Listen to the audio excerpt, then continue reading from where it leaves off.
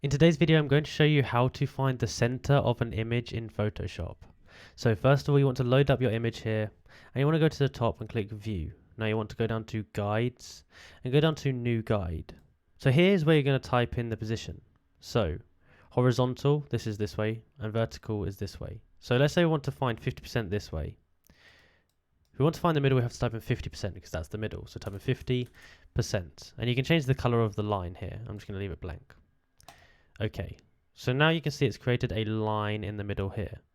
So now say you wanted to create another line the other direction. We go to View, Guides, New Guide, and we'll change this one to vertical. So we can do 50% here and press OK.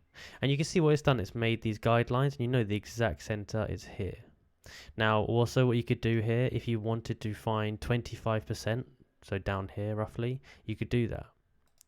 Type in 25%. You can also do with pixels. So if you wanted to find how far 100 pixels is, you could do that, and you can see it's there.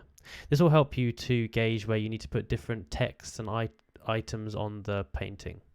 If you enjoyed this video, please like, subscribe, and comment down below that it worked.